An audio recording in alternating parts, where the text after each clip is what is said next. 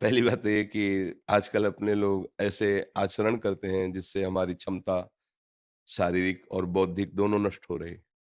खान-पान और ब्रह्मचर्यहीनता जो दृष्टि में ही नहीं देखा जा रहा, उस पर सुधार ही नहीं किया जा सकता। क्योंकि छोटे-छोटे बच्चों के पास मोबाइल है, छोटे-छोटे बच्चे गंदी हरकतें करके अपने को नष्ट कर रहे हैं। अब कैसे जब नींव ही खराब है तो हम महल की बात कैसे कर सकते हैं कि बहुत बढ़िया बिल्डिंग बन सकती है। अगर संयम से रहा जाए, गृहस्थ भी ब्याह भी हो जाए तो भी संयम से रहा जाए, खान-पान पवित्र किया जाए और प्रभु का नाम जप किया जाए, तो हमारी निर्णायक गलत है। हमें क्रोध कब आता है? जब हमारे नेगेटिव प्रतिकूल कोई बात होती है। मतलब पॉजिटिव अनुकूल में कभी क्रोध आया है क्या? आप देखो आ ही नहीं सकता। जब हमारे कोई विचार पॉजिटिव हो, अनुकूल, व्यवस्थित, तो फिर हमें क्रोध आएगा ही नहीं। तो जिसको हमने प्रतिकूल और नेगेटिव माना है, उसका निर्णय करने वाली अगर हमारी बुद्धि ठीक हो, तो हम अपने आप को बचा लेंगे और सामने वाले को भी बचा देंगे। पर वो बुद्धि इतनी अपवित्र हो गई, असमर्थ हो गई, कोई ठीक निर्णय नहीं कर पा रही, तो फिर हमें गुस्सा आ जाते हैं, या लड़ाई लड़ते हैं या मन से उसका अनिष्ट सोचने लगते हैं। हर तरह से हमारी भी हानि है, उसकी भी हानि है। जिसने हमारे प्रति नकारात्मक चेष्टाएँ की, तो उसकी हानि होगी कि नहीं ये तो पता नहीं, पर अपनी हानि तुरंत होनी शुरू हो जाती है जब हम क्रोध करते हैं। हृदय जलने लगता है, विचार गंदे होने लगते हैं, भावना हमारी हमको जलाने लगती है। इसलिए ना तो उसके लिए ठीक है और ना अपने लिए ठीक है। तो इसको मिटाना ही हमारे लिए कर्तव्य है और ये पवित्र बुद्धि विवेक के द्वारा मिटाया जा सकता है, दूसरी कोई दवा नहीं। विवेक के द्वारा। अगर विवेक हो जाए तो बात बन जाए। विवेक होने के लिए सत्संग में विवेक प्रकट होता है, पर उसको धारण करने की भी तो क्षमता होनी चाहिए। बिन सत्संग विवेक न हुई, सत्संग से विवेक होगा। पर वो विवेक धारण तभी होगा जब बुद्धि पवित्र हो। बुद्धि पवित्र तभी होगी जब आहार पवित्र हो, संग पवित्र हो, आचरण पवित्र हो, विचार तभी हमारे पवित्र होंगे ना। अब हम कैसे बताएं?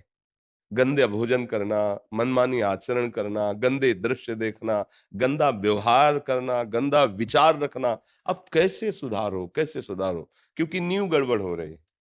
अपने जितनी भी नई पीढ़ी है, वो गंदे नशों में जा रही है, गंदे आचरणों में जा रही है, गंदे व्यवहारों में जा रही है। वो ब्रह्मचर्य को कुछ समझ ही नहीं रहे हैं। उसको एक खिलवाड़ समझ रहे हैं, मनोरंजन समझ रहे हैं। क्षमता अध्यात्म की तब आवे ना, जब थोड़ा संयम हो ना। अब जैसे कोई आके कहता है हमें भगवान की अनुभूति कराओ तो माने।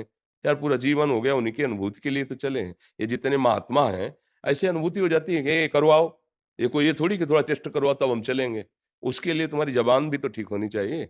जैसे किसी को वो पीत जो अंदर बनता है बढ़ जाए, पित्त, और उसको मिश्री खवाओ तो कड़वी लगेगी, क्योंकि उसकी ज़बान खराब है। हमारी इंद्रियाँ मलिन हो चुकी हैं, जैसे राधा नाम सुधा रसम, कह रहे राधा नाम क्या है? बोले अमृत रस है, प्रेमामृत भरा हुआ। पर हमें अच्छा नहीं लग रहा, नहीं वो स्वाद आ रहा, ज़बान खराब है। हमारी रसेंद्री खराब हो चुकी है, हमारी वाकेंद्री दूषित हो चुकी है। राधा बोलते ही एक अलौकिकता है कि हृदय में एकदम रोमांच होने ज़्यादा, तो फिर अश्रु गिरने लगे। विवश प्रेम विवशता आ जाएगी। जब भरत जी चित्रकूट जा रहे हैं और सिया राम कह के लंबी सांस लेते हैं, पूरा चित्रकूट प्रेममय हो जाता है। महाप्रभु चैतन्य देव, हे प्राणनाथ कृष्ण, जाओ वायुमंडल पूरा कृष्णमय हो जाता। नाम का देखो वो प्रभाव, और एक नाम का कि हमें बिल्कुल अच्छा नहीं लगता, हमारा हृदय द्रवित नहीं होता। तो नाम तो वही है, पर हमारा हृदय बहुत मलिन हो चुका है, इसको ठीक करना होगा। तो थोड़ा ब्रह्मचर्य पर ध्यान दो, आहार शुद्ध रखो, गंदे लोगों का संग न करो और नाम जप करो। तो आपकी बुद्धि में विवेक आने लगेगा, क्षमता आने लगेगी उसको काटने की। काट दिया तो बात बन जाएगी। अब नहीं काटा तो फिर उसको काट दोगे। लड़ाई, झगड़ा, गाली, गुप्ता, ये सब यही तो हो रहा है संसार। नाक में गुस्सा रखा है, नाक में जरा सा छू गया तो पीट देगा, वो गाली दे देगा। ये नहीं समझ रहा भीड़ है, धक्का लगा होगा, जिससे छुआ है वो भी असमर्थ है। भीड़ में उसको धक्का लगी, उससे हमारे द्वारा लगी, कोई बात नहीं। अगर लग भी जाए अपने, कोई बात नहीं, कोई बात नहीं, आप आराम से।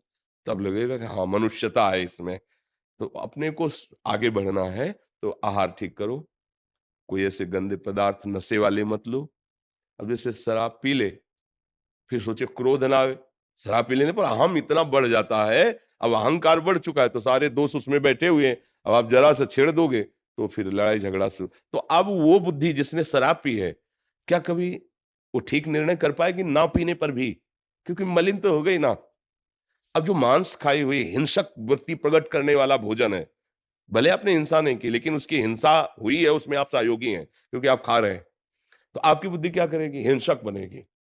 उसमें क्रूरता आएगी, निर्दयता आएगी। आप गंदे आचरण कर रहे हैं, व्यभिचार आदि दोष, आपकी बुद्धि एकदम घृणित, मलिन हो जाएगी। अब उस बुद्धि में विवेक उत्पन्न हो, निर्णय करने लायक बने, तो बड़ा असंभव सा दिखाई देता है आज के वायुमंडल में, वातावरण में।